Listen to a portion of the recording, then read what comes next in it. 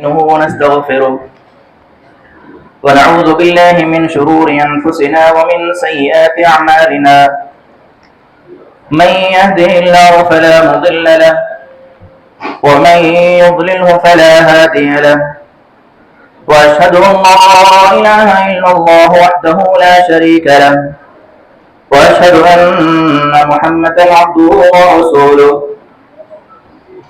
أما بعد فإن خير الحديث كتاب الله وخير الهدي هدي محمد صلى الله عليه وسلم وشر الأمور محدثاتها وكل محدثة بدعة وكل بدعة ضلالة وكل ضلالة في النار.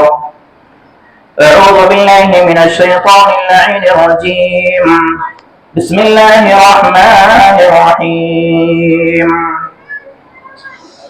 أفلا يتدبرون القرآن أم على قلوب أقفالها. وقال الله تعالى في مقام آخر: كتاب أنزلناه إليك مبارك ليدبروا آياته وليتذكر أولو الألباب. عن أبي هريرة رضي الله عنه عن النبي صلى الله عليه وسلم قال: ما اجتمع قوم في بيت من بيوت الله يتلون كتاب الله ويتدارسون بينهم إلا نزلت عليهم السكينة وغشيتهم الرحمة وحفتهم الملائكة وذكرهم الله في من عنده. رواه ابو داؤد. ہر قسم کی تعریف، حمد و ثنا، بڑائی، کبریائی، پاکیزگی، بزرگی اور برتری اس اللہ رب العالمین احکم الحاکمین کے لیے لائق، زیبا و سزاوار ہے، جس نے زمین و آسمان کو پیدا کیا، جو ساری کائنات کا مالک ہے، خالق ہے، مدبر ہے، مشکل کشا ہے اور حاجت روا ہے. اسی نے سورج اور چاند کو بنایا، جو زمین و آسمان کی بھی تخلیق کرنے والی ذات ہے. سبحان ما شاءہ، سبحان اللہ و بحمدہ، سبحان اللہ العظیم. درود و سلام کا حضور ہو اللہ کے تمام نبیوں پر، رسولوں پر اور پیغمبروں پر، جنہیں اللہ رب العالمین احکم الحاکمین نے دنیا کے اندر اپنی اپنی قوم کے اندر، اپنی اپنی بستیوں کے اندر روانہ کیا، اور جنہوں نے اللہ رب العالمین کی دعوت کو، اللہ رب العالمین کے پیغام کو لوگوں تک پہنچایا. خصوصاً میرے اور آپ کے آخری نبی احمد مصطفیٰ، محبوب کبریا، جناب محمد رسول اللہ صلی اللہ تعالی علیہ وعلی آلہ واصحابہ وبارک وسلم پر، کہ جنہیں اللہ رب العالمین نے دنیا کے اندر ایک ایسی کتاب کے ذریعے روانہ کیا اور بھیجا، جو کتاب اپنے اندر مکمل جامعیت رکھتی ہے، اور جو کتاب ساری کائنات کے لوگوں کے لیے ہدایت کا سرچشمہ ہے. اور ساتھ ہی ساتھ وہ کتاب جس میں اللہ رب العالمین نے زندگی کے تمام اصول و ضوابط کو جمع کیا، جس پر عمل کرنے کے بعد اور جن کی تعلیمات اختیار کرنے کے بعد یقینی طور پر انسان کے لیے دنیا کے اندر بھی کامیابی ہے اور آخرت میں بھی نجات ہے.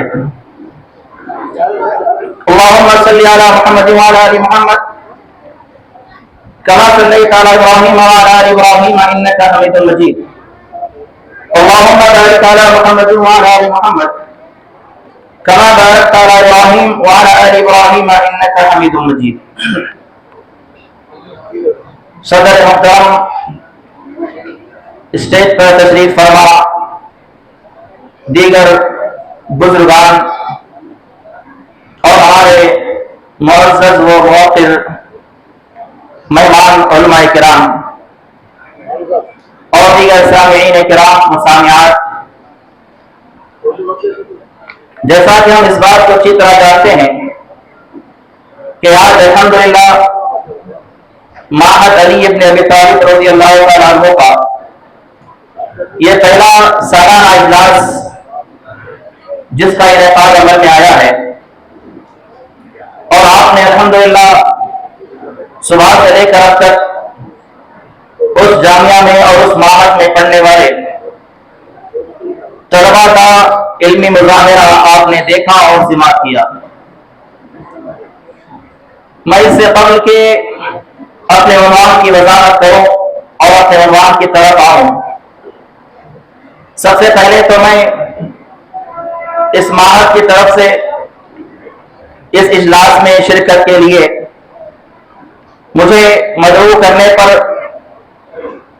اس معہد کے ذمہ داران کا اور جو کچھ اس کے اندر طے کیا گیا ہے ان تمام کا شکر ادا کرتا ہوں کہ انہوں نے مجھے اس قابل سمجھا کہ میں آپ حضرات کے سامنے، طلباء کے سامنے قرآن مجید کے متعلق کچھ باتیں بیان کر سکوں.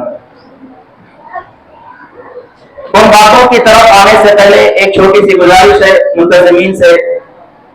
یہ جو دھواں آ رہا ہے اس سے بڑی تکلیف ہو رہی ہے اور رکاوٹ پیدا ہو رہی ہے، تھوڑا اس کا کچھ انتظام کیجیے. میں نے یہاں آنے سے پہلے بھی بتایا تھا کہ دھوئے کی وجہ سے رکاوٹ ہو سکتی ہے. اللہ رب العالمین احکم الحاکمین نے قرآن مجید کے اندر تدبر کرنے اور غور و فکر کرنے کی بات کی اور لوگوں کو اس کی جانب ابھارا. ایسا تدبر کا لغوی معنی غور کرنا، فکر کرنا اور سوچنا ہے. ہم کسی بھی معاملے میں غور و فکر کریں، دنیاوی آپ چیزوں کا جائزہ لیں، دنیاوی معاملات کا اندازہ لگائیں اور دیکھیں کہ ہم جس چیز پر غور و فکر کرتے ہیں، جس چیز پر ہم توجہ کرتے ہیں اور اس کو اچھی طرح سے سوچتے ہیں، وہ چیز ہمارے لیے کامیابی کا ذریعہ بنتی ہے. اور یہ بات بڑے افسوس کے ساتھ کہنا پڑتا ہے کہ یہی وہ قرآن مجید ہے جس پر عمل کرنے کے بعد اور جس کو اختیار کرنے کے بعد اسلاف نے دنیا کے اندر کامیابیاں حاصل کی. اخروی طور پر تو ان کے لیے نجات ہے، ان کے لیے کامیابی ہے، اس میں کسی قسم کا کوئی شک اور تردد نہیں ہے.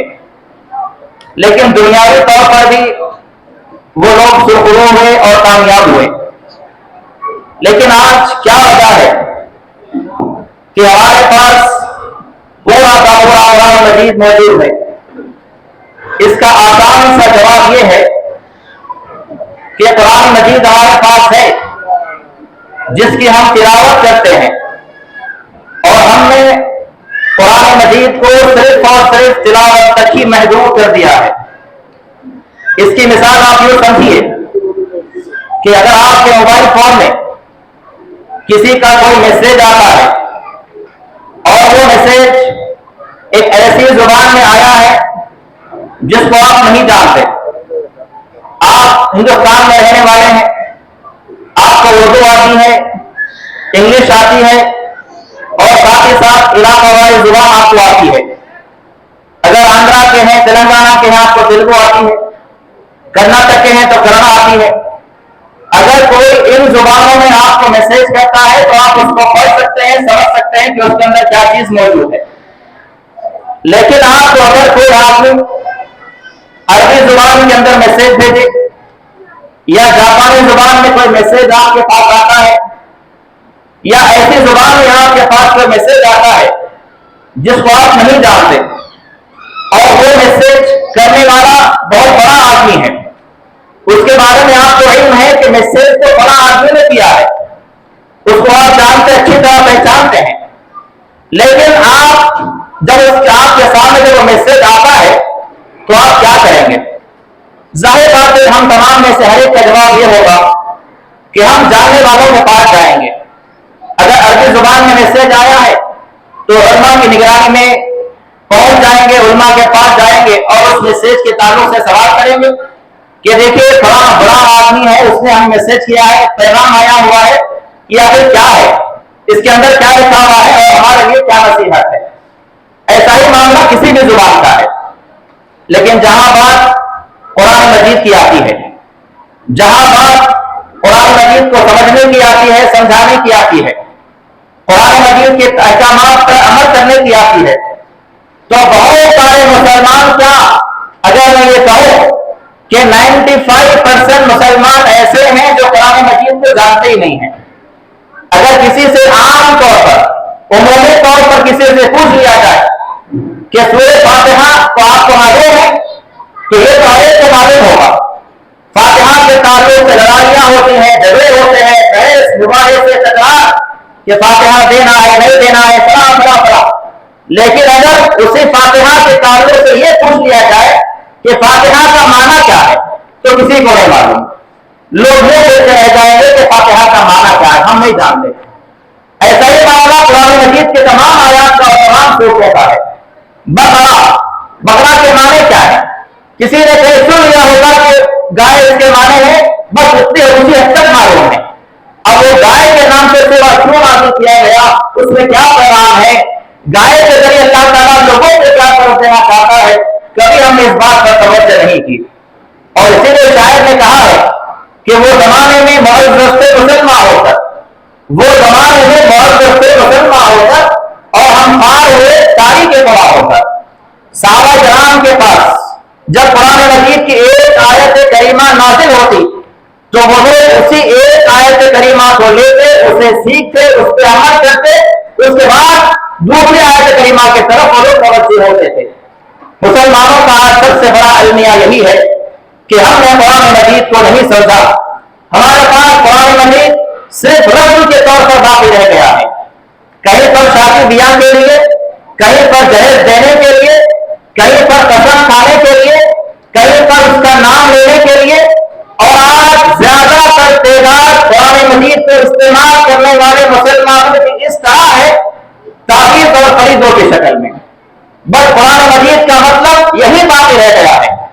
کوئی گھر میں بچہ بیمار ہے، فوری کسی بابا کے پاس جاؤ، کسی مرشد کے پاس جاؤ اور ایک تعویذ دکھا کے لاؤ، اس کے گلے میں ڈالو، اس کے پیر میں ڈالو، اس کے ہاتھ میں ڈالو، شفا ہو جائے گی۔ آج قرآن مجید کے ساتھ کھلواڑ، قرآن مجید کے ساتھ مذاق، قرآن مجید کا استحکام مسلمان کر رہا ہے، اور اگر یہی مذاق قرآن مجید کی یہی توہین اگر کوئی غیر کرے تو مسلمانوں کے جذبے، مسلمانوں کے جوش زیادہ ہو جاتے ہیں، روڈوں پہ نکل جاتے ہیں، سڑکوں پہ آ جاتے ہیں، احتجاج کرتے ہیں وغیرہ وغیرہ۔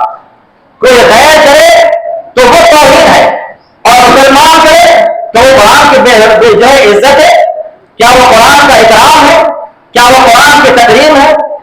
قرآن مجید نازل ہوا لوگوں کو درس دینے کے لیے، قرآن مجید کے اترنے کا مقصد لوگوں کی ہدایت تھا، قرآن مجید کے اترنے کا مقصد لوگوں کو روشنی اور نور کی طرف لانا تھا، قرآن مجید کے اترنے اور نازل ہونے کا مقصد جو ہے لوگوں کی رہنمائی کرنا تھا۔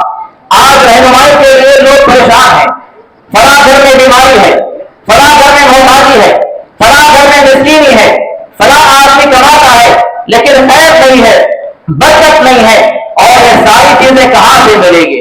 اگر قرآن مجید پڑھیں گے، قرآن مجید پہ تدبر کیا جائے گا، قرآن مجید پہ غور کیا جائے گا تو ان تمام مسائل کا، ان تمام سوالات کا حل ہمارے پاس موجود ہے، کسی اور کے پاس جانے کی ضرورت نہیں ہے۔ مسلمانوں کے سارے مسائل، چاہے وہ مسئلہ چھوٹا ہو، چاہے وہ مسئلہ بڑا ہو، کسی بھی نوعیت کا مسئلہ ہو، ہر مسئلے کا حل قرآن مجید کے اندر موجود ہے۔ مگر شرط یہ ہے کہ مسلمان قرآن مجید کو سمجھے، قرآن مجید کو پڑھے، قرآن مجید کی تعلیمات پہ غور کرے، اس میں تدبر کرے، اس میں تفکر کے ساتھ کام لے، اس میں سوچے کہ اللہ رب العالمین نے قرآن مجید کو کیوں نازل کیا اور ان آیات میں اللہ کے احکامات میں کیا ہمارے لیے پیغام ہے اور کیا ہمارے لیے میسج ہے۔ اللہ رب العالمین نے کیا فرمایا؟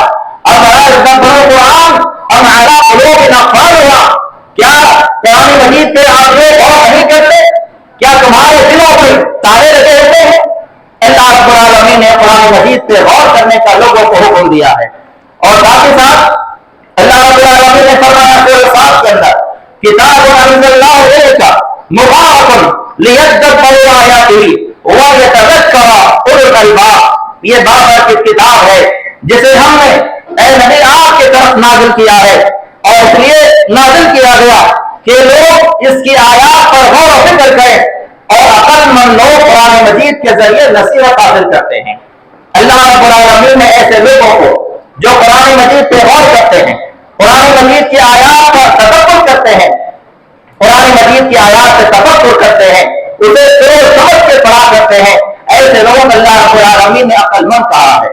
اور اس کے علاوہ اسلاف کی اگر بات کریں، صحابہ کرام کی اور دیگر علماء اسلام جو گزرے ہیں ہم سے پہلے، اگر ان لوگوں کی باتیں کی جائے تو ایسے بے شمار علماء ہیں، ایسے بے شمار اسلاف میں سے ہمارے لوگ ہیں جنہوں نے قرآن مجید کے تعلق سے بہت ساری باتیں کی ہے، اور خاص طور پر تدبر کے تعلق سے۔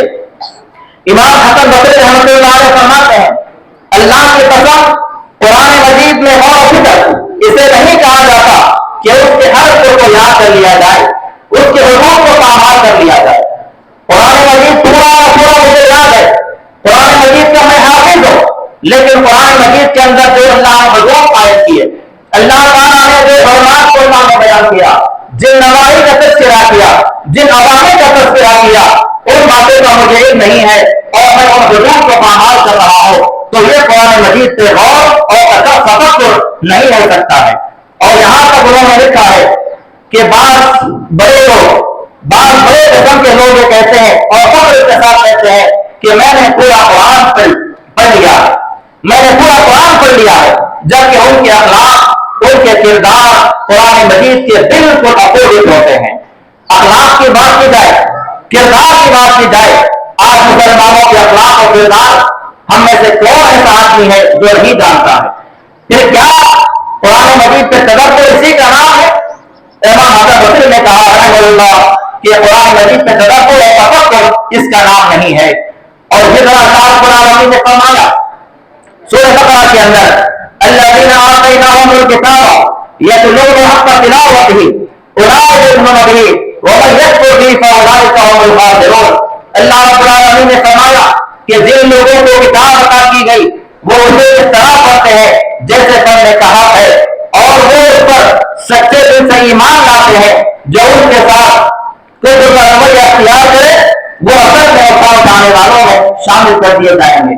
اس آیت کریمہ کی تفسیر میں علامہ ابن کثیر رحمہ اللہ فرماتے ہیں کہ حضرت عبداللہ بن مسعود رضی اللہ تعالیٰ عنہ سے روایت نقل کرتے ہوئے کہتے ہیں کہ انہوں نے کہا قسم الذات جس کے ہاتھ میں میری جان ہے، قرآن کما حقہ تلاوت، قرآن کی کما حقہ تلاوت، جیسا قرآن نازل ہوا اس کا حق ادا کرنے کا انداز اصل میں یہ ہے کہ اللہ رب العالمین نے قرآن کے اندر جن چیزوں کو حلال کیا ہے اسے اختیار کیا جائے، اور جن چیزوں کو اللہ رب العالمین نے حرام کیا ہے اس سے اجتناب کیا جائے، اس سے رک جائے اور اس کو ویسے ہی تلاوت کیا جائے جیسے اللہ رب العالمین نے نازل فرمایا ہے۔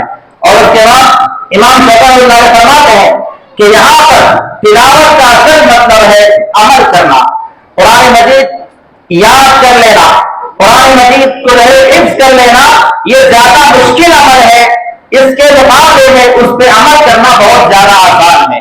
جیسا کہ اللہ رب العالمین نے قرآن مجید کے اندر 4 مقامات پر اس بات کا ذکر کیا کہ وَلَقَدْ يَسَّرْنَا الْقُرْآنَ لِلذِّكْرِ فَهَلْ مِن مُدَّكِرٍ، تحقیق کہ ہم نے قرآن مجید کو بہت زیادہ آسان نازل کر دیا ہے، لیکن کس کے لیے؟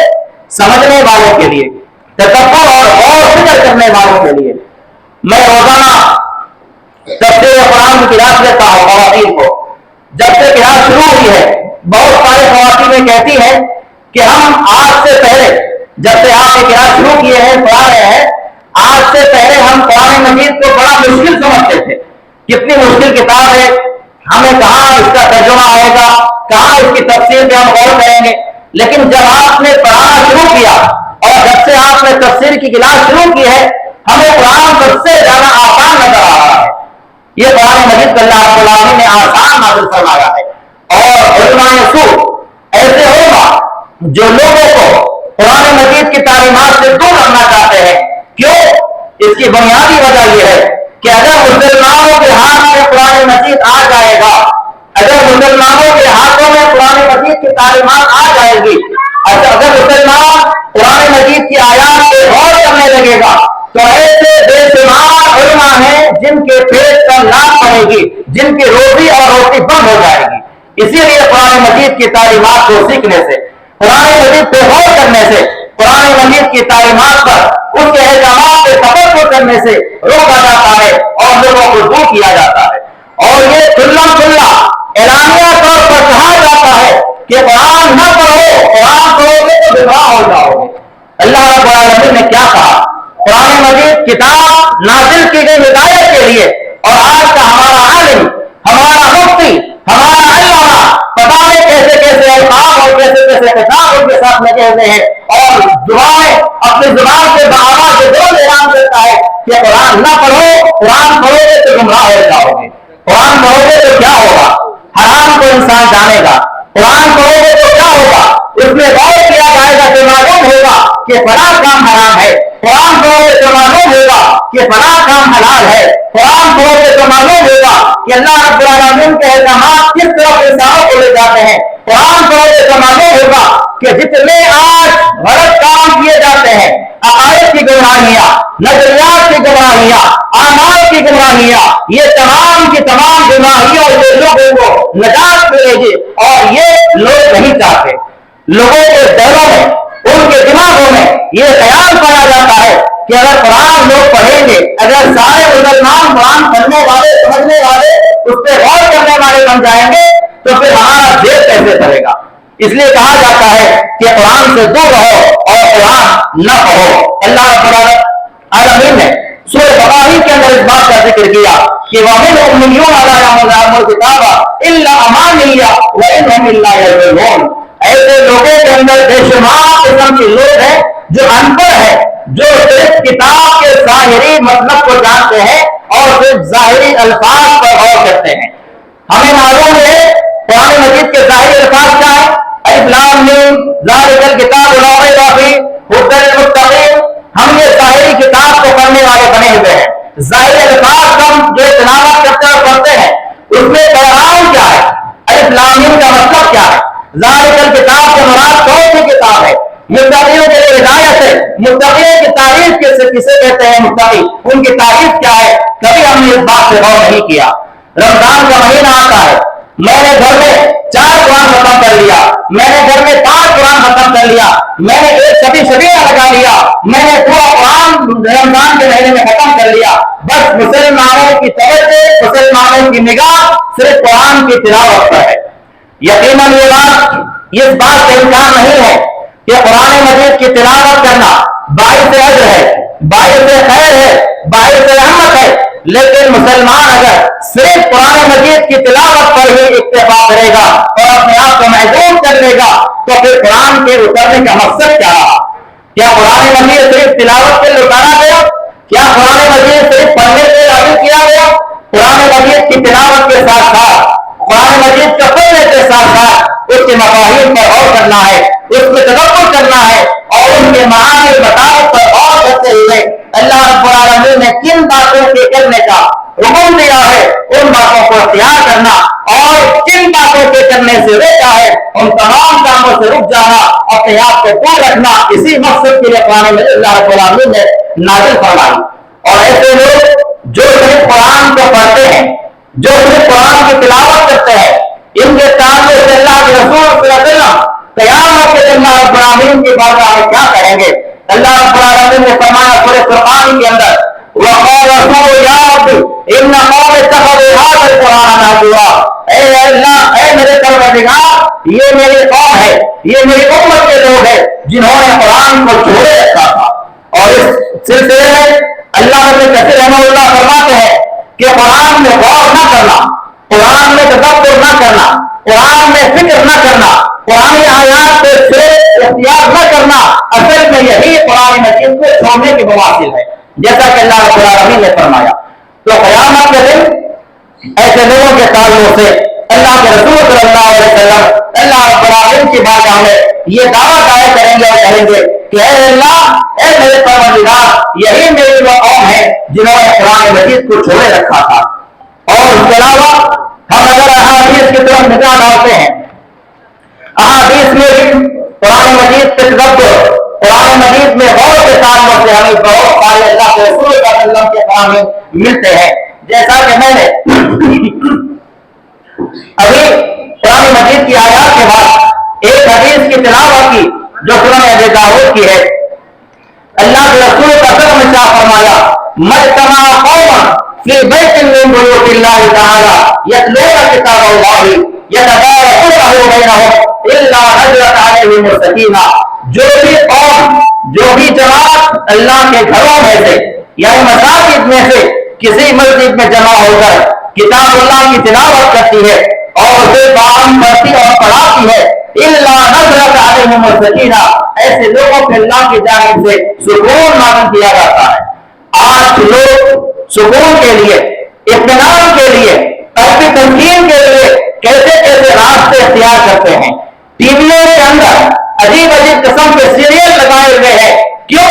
ہمیں سکون نہیں ہے، دل ہمارا بے چین ہے، گھر میں مال ہے، جائیداد ہے، دولت ہے، کھانے پینے کے سارے اشیاء موجود ہے، رہنے کے لیے مکان ہے، پہننے کے لیے لباس موجود ہے، سب کچھ ہے، اگر نہیں ہے تو کیا نہیں ہے؟ سکون نہیں ہے۔ ایسے بے شمار مسلمانوں کی زبانوں پر یہ شکایات سننے کو ملتی ہے اور اس بات کا مشاہدہ ہم کرتے ہیں۔ سکون کے لیے آج جگہ جگہ پارک کھلے ہوئے ہیں، لوگ پارک میں جاتے ہیں، بھائی کیا پر کیوں آئے؟ سکون کے لیے آئے ہیں۔ آج ان سے کام کر رہے ہیں، سکون نہیں مل رہا، ظاہری طور پر پریشان ہے، بیماری ہے، قلبی طور پر بیماری لگی ہوئی ہے، کہیں پر سکون نصیب نہیں ہو رہا ہے، سکون کہاں ملے گا؟ اللہ رب العالمین نے قرآن میں ارشاد فرمایا، الا بذکر اللہ تطمئن القلوب، اللہ کے ذکر میں ہی سکون نصیب ہوتا ہے۔ اور اللہ کے رسول نے کیا فرمایا، جو قوم، جو جماعت اللہ کے گھروں میں سے کسی گھر میں جمع ہو کر اللہ کی کتاب کو پڑھتے ہیں، اسے پڑھاتے ہیں، پڑھنے اور پڑھانے کا مطلب کیا ہے؟ کیا صرف تلاوت ہے؟ اس پہ غور کرنا ہے، تدبر کرنا ہے، قرآن مجید کے احکامات پہ غور و فکر سے کام لینا ہے، یہ اصل پڑھنے اور پڑھانے کا مقصد ہے۔ تو اللہ نے رسول نے کیا فرمایا کہ ایسے لوگوں پہ اللہ تعالیٰ کی اطمینان اور سکون نازل کی جاتی ہے، وہ غشیتہم الرحمہ، اور اللہ کی رحمت ان کو گھیرے میں لیے جاتی ہے، وحفتہم الملائکہ، اور اللہ کے فرشتے انہیں اپنے گھیرے میں لے لیتے ہیں، وذکرہم اللہ فیمن عندہ، اور اللہ رب العالمین اپنے مقرب ترین فرشتے کے درمیان میں ان لوگوں کے تذکرے کرتے ہیں جو قرآن کو پڑھتے ہیں، جو قرآن کو پڑھاتے ہیں، جو قرآن میں غور کرتے ہیں، جو قرآن میں تدبر کے ساتھ کام لیتے ہیں۔ اور اس کے علاوہ اللہ کے رسول صلی اللہ علیہ وسلم کا معمول کیا تھا؟ حضرت حذیفہ بن یمان رضی اللہ تعالیٰ عنہ بیان کرتے ہیں کہ میں ایک مرتبہ صلیت مع النبی صلی اللہ علیہ وسلم، ایک مرتبہ میں اللہ کے رسول صلی اللہ علیہ وسلم کے ساتھ رات میں تہجد کی نماز پڑھنے کے لیے کھڑا ہوا۔ اللہ کے رسول نماز پڑھ رہے تھے، میں ان کے ساتھ آ کے کھڑا ہو گیا۔ ففتح البقرہ، اللہ کے رسول صلی اللہ علیہ وسلم نے سورہ بقرہ کی تلاوت شروع کر دی۔ فقلت، میں نے دل میں کہا، یرکعوا عند المئہ، جب آپ 100 آیات پہ رکیں گے تو آپ رکوع کر لیں گے، لیکن آپ نے ثم مضى، آپ آگے بڑھتے رہے۔ 100 آیات مکمل ہو گئی، آپ تلاوت کر رہے ہیں، نماز پڑھے جا رہے ہیں۔ فقلت، میرے دل میں خیال آیا، یصلی بہا فی رکعتین، شاید آپ 200 آیات پہ رہے رکوع کریں گے، یہاں تک کہ آپ تلاوت کرتے رہے، پورا سورہ بقرہ آپ نے تلاوت کر لیا۔ ثم یرکعوا بہا، اس کے بعد میں نے سوچا شاید اب آپ رکوع کر لیں گے کیونکہ سورہ بقرہ ختم ہو گیا۔ ثم افتتح النساء، اس کے بعد اللہ کے رسول صلی اللہ علیہ وسلم نے سورہ نساء کی تلاوت شروع کر دی، فقرأها ثم فتح آل عمران، اس کے بعد آپ نے آل عمران شروع کر دیا، اور صحابی فرماتے ہیں کہ آپ علیہ السلام جو ہے ترتیل کے ساتھ اور بڑے پیارے انداز سے قرآن کی تلاوت کرتے جا رہے تھے۔ اذا مر بآیۃ فیہا تسبیح سبھا، جب کبھی قرآن مجید کے اندر اللہ کی تسبیح کی آیات نازل کی جاتی تو یا تلاوت کی جاتی، جب کبھی اللہ رب العالمین کے تسبیح کے ساتھ کوئی آیات آتی آپ تسبیح فرماتے، وہاں پر رکتے اللہ کی پاکیزگی بیان فرماتے۔ وَإِذَا مَرَّ بِسُؤَالٍ سَأَلَ، جہاں پہ اللہ رب العالمین کی آیات میں سوال کرنے کا ذکر آتا آپ وہاں پر رکتے، اپنے تعلق سے سوال کرتے، اللہ سے مانگتے۔ وَإِذَا مَرَّ بِتَعَوُّذٍ، اور جہاں پہ اللہ رب العالمین کے آیات میں پناہ مانگنے کی بات آتی آپ وہاں پر رکتے، اللہ سے پناہ مانگتے۔ یہ اللہ کے نبی کے قرآن پڑھنے کا انداز تھا، یہ تدبر تھا اور یہ تفکر تھا۔ جن آیات سے آپ گزرتے تھے وہاں پر جو جو چیزیں موجود ہیں آپ کو تمام کام کیا کرتے تھے۔ جہاں اللہ کی پاکیزگی کا نام آیا، ذکر آیا، وہاں پر آپ اٹھتے اللہ کی بڑائی بیان کرتے۔ جہاں پہ کوئی کسی قسم کا سوال کرنے کا ذکر آتا آپ وہاں پر کھڑے ہوتے اور سوال کرتے۔ کسی طرح آپ علیہ السلام نمازوں کو پڑھا کرتے تھے۔ اور اس کے علاوہ سورہ ابن ماجہ کی حدیث ہے، حضرت ابو بکر رضی اللہ عنہ حدیث کے راوی ہیں، وہ کہتے ہیں قال نبی صلی اللہ علیہ وسلم بآیۃ حتی اصبح یرددها، ایک مرتبہ اللہ کے رسول صلی اللہ علیہ وسلم رات کی نماز پڑھنے کے لیے کھڑے ہوئے اور پوری رات آپ کی صرف ایک ہی آیت پہ گزر گئے، ایک ہی آیت بار بار پڑھ رہے تھے۔ وہ آیت کیا ہے؟ ان تعذبهم فإنهم عبادك وإن تغفر لهم فإنك أنت العزيز الحكيم، یہ ایک آیت جو سورہ نساء کی ہے، اسی ایک آیت کریمہ کو آپ پڑھتے رہے پوری نماز کے اندر۔ تہجد کی نماز، رات کی نماز آپ کی کیسی ہوا کرتی تھی ہم اس بات کو جانتے ہیں کہ آپ اتنے لمبے لمبے قرات کیا کرتے تھے، طویل آپ کا قیام ہوتا تھا کہ آپ کے پاؤں سوج جاتے تھے، آپ کے پاؤں ورم آ جاتا تھا، لیکن آپ نے پوری رات کسی ایک آیت کریمہ کو پڑھتے نہیں گزارا دی اور آپ اس پہ غور و فکر کر رہے تھے۔ اللہ نے کیا فرمایا آیت کریمہ کے اندر؟ ایک معذب ہو، اے اللہ اگر تو اپنے بندے کو عذاب دے تو وہ تیرے بندے ہیں، فإنهم عبادك، اگر تو اپنے بندے کو ان کی غلطیوں پر، ان کے گناہوں پر، ان کی نافرمانیوں پر عذاب دینا چاہے فإنهم عبادك، وہ تیرے بندے ہیں۔ وإن تغفر لهم، اگر تو معاف کرنا چاہے فإنك أنت العزيز الحكيم، بے شک تو غالب ہے، حکمت والا ہے۔ یہ ایک آیت کریمہ آپ علیہ السلام نے پوری رات نماز کے اندر پڑھتے رہے اور اسی میں آپ نے دعا کر لی یہاں تک کہ فجر کی اذان کا وقت آ گیا۔ تو یہ اللہ کے رسول صلی اللہ علیہ وسلم کا معمول تھا۔ اس کے علاوہ سب سے طالبین کی طرف آتے ہیں، اخلاق سے ہمیں قرآن کے تعلق سے، تدبر قرآن کے تعلق سے کیا واقعات ملتے ہیں؟ ویسے تو قرآن مجید کے اندر اور بھی آیات ہیں جن میں اللہ رب العالمین نے قرآن مجید پہ غور کرنے کا انسانوں کو حکم دیا ہے۔ احادیث کے اندر بھی ایسی بہت ساری احادیث ہیں جن میں لوگوں کو، امت کے لوگوں کو ہے قرآن کے تدبر کرنے کا، غور کرنے کا حکم دیا ہے۔ لیکن مختصر کے ساتھ بیان کر رہا ہوں کہ سب کے طالبین کے اندر قرآن مجید کے تعلق سے کیسا غور و فکر کرنے کا موقع تھا۔ حضرت عمر رضی اللہ تعالیٰ عنہ فرماتے ہیں کہ عمر رضی اللہ تعالیٰ عنہ نے سورہ بقرہ کو 12 سال میں سیکھا۔ عبداللہ بن مسعود فرماتے ہیں کہ میرے والد عمر رضی اللہ تعالیٰ عنہ نے سورہ بقرہ کو 12 سال میں سیکھا اور جب اسے مکمل سیکھ کے فارغ ہوئے تو ایک اونٹ انہوں نے ذبح کیا۔ 12 سال لگے سورہ بقرہ کو سیکھنے میں، پڑھنے میں۔ یہ صحابہ کرام کا اخلاق تھا، قرآن میں تدبر کا انداز تھا، قرآن پہ غور و فکر کرنے کا انداز تھا۔ اور آج ہمارے ساتھ کیا ہے؟ سورہ بقرہ پڑھنے کے لیے کہا جائے تو انسان دن میں 3 بار 4 بار سورہ بقرہ ختم کر لے گا، پڑھتا جائے گا۔ اور بعض ایسے لوگ بھی ہیں جو روزانہ اپنے گھروں میں لوگوں کو بلاتے ہیں، مدرسے پڑھنے والے طلبہ کو بلاتے ہیں، علماء کرام کو بلایا جاتا ہے، مساجد میں امامت کرنے والے اماموں کو بلایا جاتا ہے۔ کیوں؟ گھر میں خیر و برکت نہیں ہے، روزانہ آتے سورہ بقرہ پڑھ کے جائیں۔ اور بندہ جاتے ہیں سورہ بقرہ الف لام میم شروع کرتے ہیں، درمیان سے 5 سے پھر آیت، اس کے بعد تھوڑا پڑھ لیا، پھر درمیان سے آیت، آیت کرسی پڑھ لی، جو لوگوں کو معلوم ہے آیت سے پڑھ لیا، اس کے بعد سورہ بقرہ ختم ہو گیا۔ آگے چلے سورہ بقرہ ختم ہو گیا۔ اور یہ صحابہ کرام کا معمول کیا تھا؟ 12 سال لگے سورہ بقرہ کو پڑھنے میں، سمجھنے میں، اس پہ غور و فکر کرنے میں۔ تو یہ آج اگر مسلمان چاہتے ہیں کہ ہماری ترقی ہو، آج مسلمان اگر چاہتے ہیں کہ ہمیں دنیا کے اندر وہ مقام ملے جو ہم سے پہلے اسلاف کا تھا، اگر مسلمان یہ چاہتے ہیں کہ ہمارے اوپر جو مظالم ہے، ہمارے اوپر جو لوگ مسلط ہیں، ان کو تبدیل کیا جائے، تو آسمان سے فرشتے نازل نہیں ہوں گے، ہمیں بدلنا ہوگا۔ اور بدلنے کا طریقہ کیا ہے؟ قرآن مجید ہمارے پاس پورا کا پورا موجود ہے، اور یہ ایسا مضبوط قانون ہے، یہ ایسا مضبوط پلے ہے، یہ ایسا مضبوط ستون ہے کہ اسے اگر مضبوطی کے ساتھ تھام لیا جائے، اس کے احکامات پر غور کر لیا جائے، اور ساتھ کے ساتھ عملی میدان میں اگر اتر جائے مسلمان، تو انشاءاللہ ضرور حالات بدلیں گے۔ مسلمانوں کی ذلت، مسلمانوں کی رسوائیاں، مسلمانوں کی جو خرابیاں ہیں، وہ سارے تبدیل ہوں گی اور مسلمان اعلیٰ قوم شمار کیے جائیں گے۔ لیکن شرط یہ ہے کہ قرآن کے ساتھ مذاق نہ کریں، قرآن کا استہزاء نہ کریں۔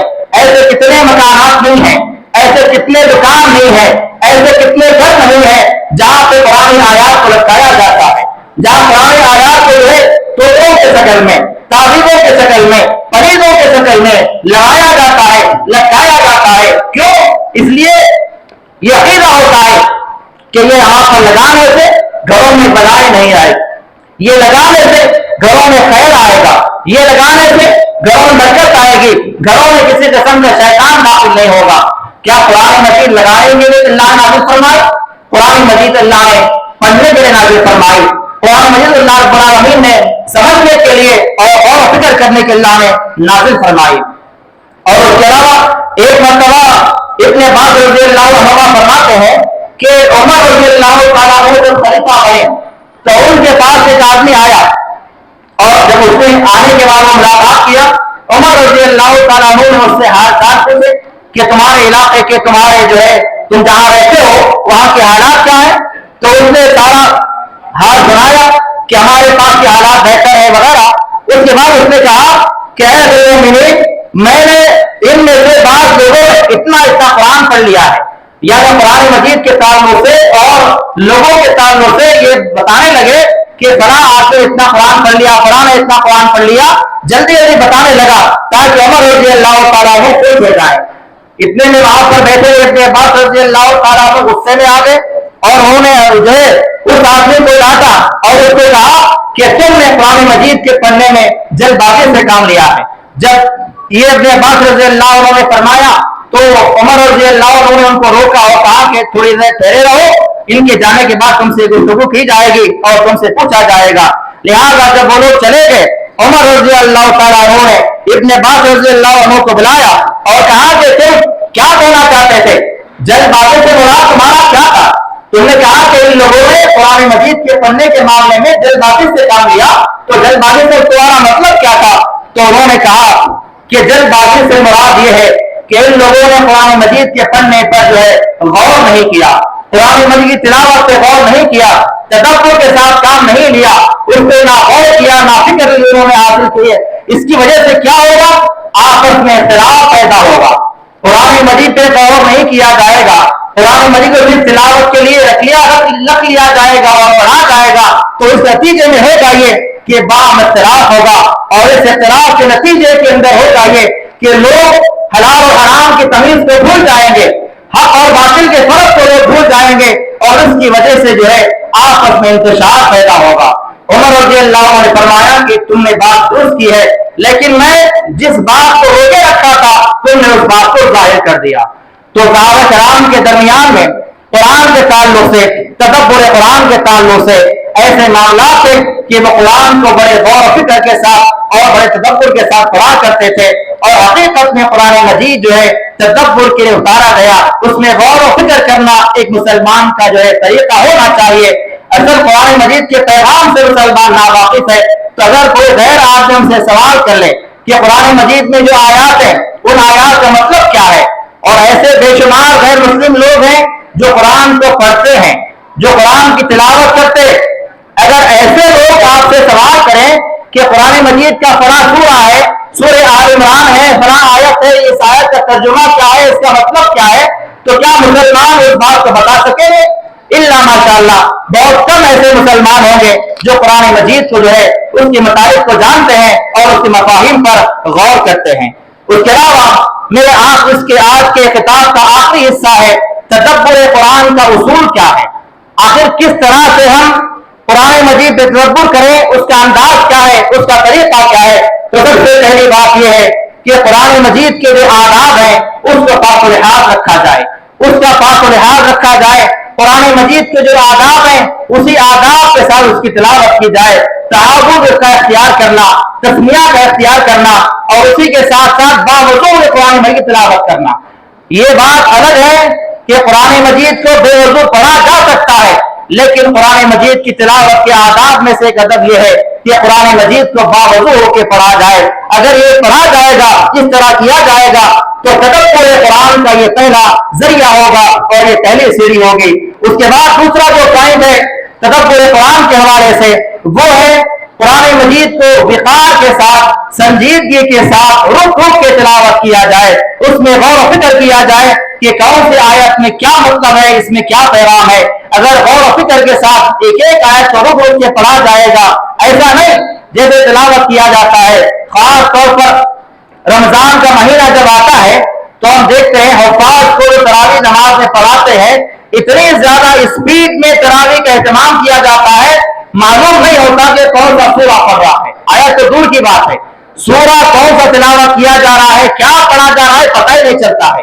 ایک مرتبہ ایک مسجد میں چلا گیا، مسجد میں گیا، عشاء کی نماز ہو گئی، اتفاق سے دوسرے شہر کی بات ہے، وہاں جانے کے بعد میں مسافر تھا، عشاء کی نماز کے بعد میں اپنے مسجد سے نکل کر بیٹھ کر جوتا پہننے لگا۔ ابھی میرا ایک جوتا بھی کمپلیٹ نہیں ہوا پہننا، ابھی ڈوریاں باندھے رہا تھا، ایک رکعت میں ختم ہو گئی تراویح کی نماز کا یہ عالم ہے۔ سورہ فاتحہ ایک سانس میں، اس کے بعد جو آیات پڑھی گئی وہ دوسرے سانس میں، بس دو ہی سانس میں رکعت ختم۔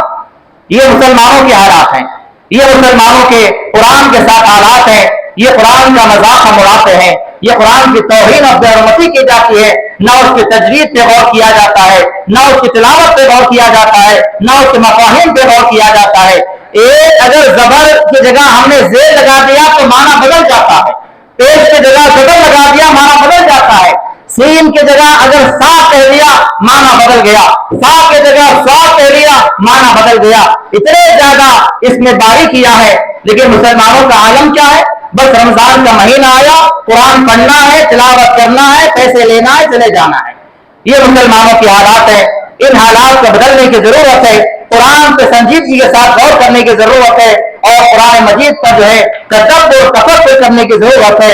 اور اسی کے ساتھ ساتھ قرآن مجید کے تدبر کے حوالے سے یہ بات یاد رکھیں کہ قرآن مجید کی جو آیات ہیں ان تمام آیات پر جو ہے اس کے سیاق و سواق کا بھی اہتمام کیا جائے، یعنی پہلے اللہ رب العالمین نے کن باتوں کا تذکرہ کیا، ان آیات میں اللہ نے کن باتوں کا ذکر کیا، اور اگلی جو آیات آنے والی ہیں ان میں اللہ کا کیا پیغام ہے، ان میں اللہ رب العالمین نے کن باتوں پر ہے لوگوں کو توجہ دلائی ہے۔ اس کے علاوہ حالات حاضرہ کے تعلق سے قرآن مجید کے اندر کیا نصیحتیں ملتی ہے، ہمیں کیا پیغام ملتا ہے، اس بات پر بھی غور و فکر کیا جائے۔ حالات حاضرہ کے تعلق سے حالات چاہے کسی بھی زمانے کے ہو، کہنے والے کہتے ہیں کہ قرآن مجید 1400 سال پرانی کتاب ہے، یہ کتاب کے اندر آج کے مسائل کہاں ملیں گے؟ ضرور ملیں گے۔ اللہ رب العالمین نے قرآن مجید کا حفاظ کا ذمہ لیا، اور قرآن مجید قیامت کی صبح تک باقی رہنے والی کتاب ہے۔ جب یہ قرآن مجید قیامت تک باقی رہنے والی ہے، اس بات پہ ہمارا عقیدہ ہے، تو ہم اس بات کو بھی جان لیں کہ قیامت تک آنے والے تمام مسائل کا حل قرآن کے اندر موجود ہے۔ ہم پڑھتے ہی نہیں، ہم نے اس پہ غور کیا ہی نہیں ہے، ہم نے اس کو جانا ہی نہیں ہے، بغیر جانے بغیر سمجھے بغیر پڑھے کہہ دیا جاتا ہے کہ قرآن مجید پرانی کتاب ہے، پرانا قانون ہے، آج کے زمانے میں نیا قانون چاہیے، نئی کتاب چاہیے۔ تو یہ ساری باتیں لوگوں کی اپنی بنائی ہوئی باتیں ہیں اور یہ بے بنیاد باتیں ہیں، ان باتوں پہ توجہ نہ دیں اور قرآن مجید کو ایسے پڑھیں جیسے اسلاف نے قرآن مجید کے پڑھنے کا اہتمام کیا ہے۔ اور خاص طور پر قرآن مجید کے ترجموں کے تعلق سے، قرآن مجید پہ غور و فکر کرنے کے تعلق سے، ان کی تفاصیل کے تعلق سے اس بات کا خاص اہتمام کیا جائے، ان لوگوں کے ترجمے ان کی تفاصیل پڑھی جائے جو سلف صالحین اور اسلاف سے ثابت شدہ ہے اور جو قرآن سنت کے مطابق ہو۔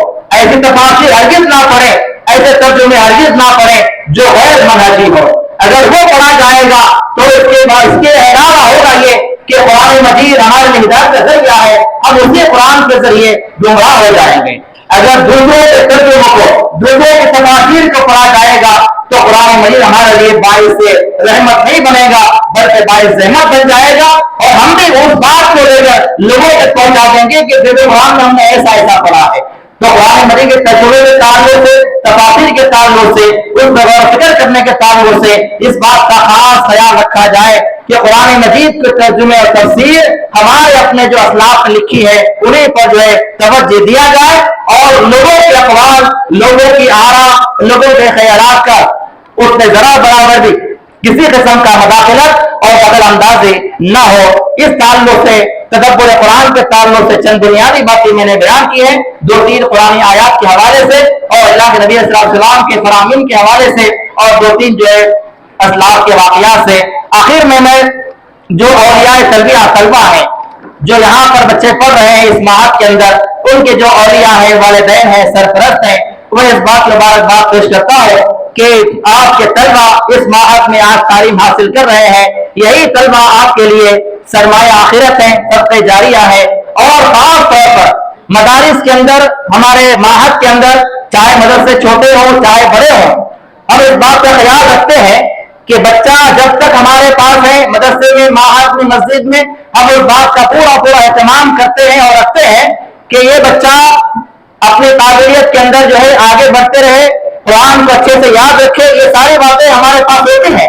لیکن جب بچہ گھر چلا جاتا ہے تو ماں باپ بھی اس بات کا خاص خیال رکھیں کہ بچہ گھر میں آنے کے بعد اس پر توجہ دی جائے اور اس کی قابلیت کو اور سنوارا جائے، اور قرآن مجید کے تعلق سے جو وہ مدرسے میں ٹریننگ لے کے آیا ہے وہ ٹریننگ اور تربیت گھر میں بھی باقی رہے۔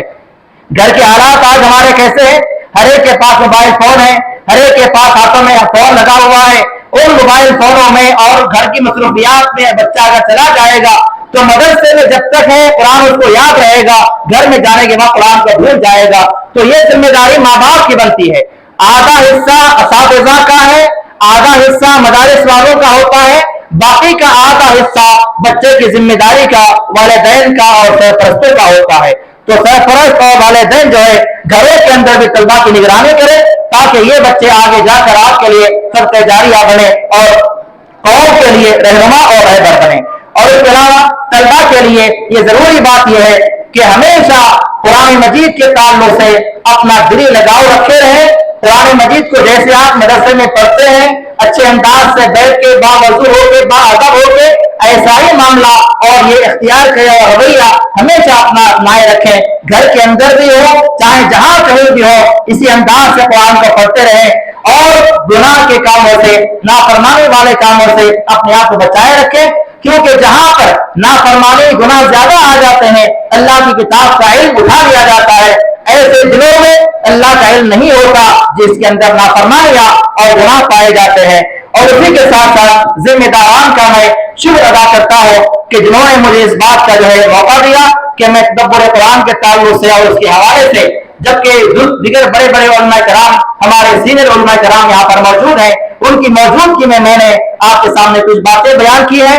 اس کا سب سے بڑا جو ہے صدقہ جاتا ہے یا جو ذریعہ جاتا ہے وہ ذمہ داران پہ جاتا ہے، ان کا میں تہ دل سے شکریہ ادا کرتا ہوں۔ اور دوسری بات ان کو بتانا چاہتا ہوں کہ آپ کے اس مدرسے کو، آپ کے اس معہد کو جو ہے، آج یہ معہد چھوٹا ہے، انشاءاللہ کچھ سالوں کے بعد یہی معہد بڑا ہوگا۔ آج یہاں پر 30 طلبہ موجود ہیں، یہی 30 طلبہ آگے جا کر 300 میں تبدیل ہو سکتے ہیں۔ لہٰذا اس کے معیار کو بہتر سے بہتر بنائیں، اچھے اساتذہ کی نگرانی میں اس معہد کو جو ہے تربیت دیتے رہیں، اور ہمیشہ اس بات کی فکر کریں کہ آپ نے جو بنیاد ڈالی ہے یہ ضروری نہیں ہے کہ آپ کے رہنے تک ہی یہ بنیاد چلتی رہے گی اور یہ مدرسہ چلتا رہے گا، آپ کے جانے کے بعد بھی یہ مدرسہ چلتا رہے گا۔ اور ساتھ ہی ساتھ اس بات کا بھی خیال رکھیں کہ لوگوں کی تعداد کا ذرا بھی غم نہ کریں کہ لوگ کم ہیں، ہمارے پاس طلبہ کم ہے، اس بات کی فکر نہ کریں۔ اگر ایک بچہ بھی آپ کے پاس سے اچھی طرح سے حافظ بن کے جاتا ہے تو وہ بچہ آپ کے لیے دنیا کے اندر بھی کامیابی کا ذریعہ ہے اور آخرت میں بھی کامیابی کا ذریعہ ہے، کیونکہ اللہ رب العالمین نے فرمایا فَقَلِيلًا مَا تُؤْمِنُونَ، ایمان لانے والے بہت ہی کم لوگ ہوتے ہیں، نصیحت حاصل کرنے والے بہت ہی کم لوگ ہوتے ہیں۔ تو اللہ رب العالمین کے پاس جو معیار ہے وہ کوالٹی کا ہے, کوانٹٹی کا نہیں ہے. زیادہ تعداد میں لوگ جہنم میں جانے والے ہیں, تو تعداد کی ہرگز فکر نہ کرے. اللہ رب العالمین جو ہے خیر کا معاملہ کرے گا اور برکتوں سے آپ لوگوں کو نوازے گا. انہیں چند کلمات کے ساتھ میں دعا کرتا ہوں کہ اللہ تعالیٰ جو کچھ بھی میں نے کہا ہے اور آپ نے سنا ہے, ان تمام کئی اور سنی باتوں پر ہمیں عمل کرنے کی توفیق عطا فرمائے. اللہ تعالیٰ اس مدرسے کو, اس ماہر کو جو ہے دن دگنی رات میں ترقی عطا فرمائے اور ہمارے ساتھ خیر کا معاملہ فرمائے, بھلائی کا معاملہ فرمائے, ہمارے گناہوں کو اللہ تعالیٰ معاف فرمائے. آمین. واقول قولی ھذا استغفر اللہ لی ولکم سبحانک اللہم وبحمدک اشہد ان لا الہ الا انت استغفرک واتوب الیک. السلام علیکم ورحمۃ اللہ. حضرت الشیخ حافظ یہاں سے محمدہ سے تدبر قرآن اس موضوع پر تقریر کو سماعت کر رہے تھے. ماشاء اللہ وقت مختصر سے وقت میں تقریباً 45 سے 40 منٹ کے وقت میں آپ نے تدبر قرآن کے اوپر کافی تفصیلی گفتگو آپ کی ہے. بس میں آخر میں ایک بات یہ کہنا چاہتا ہوں. ہم نے قرآن مجید میں کہا اور رسول اللہ تھی کہ نقو اللہ کے نبی اپنے اس امت کے بارے میں مطالبہ کرتے ہیں, ترجمہ کرتے ہیں کہ یہ امت تھی جس نے قرآن مجید کے ساتھ مذاق کا شروع کا کام کیا. تو یہ اسی وقت گزرتا ہے جب ہم قرآن مجید پر محفوظ کریے قرآن والا کو چاہیے کہ قرآن مجید پر محفوظ کریں. اور میں آپ حضرات کے درمیان میں ہمارے جناب سے آپ کی صاحب موجود ہیں, آپ کو گزارش کرتا ہوں کہ آپ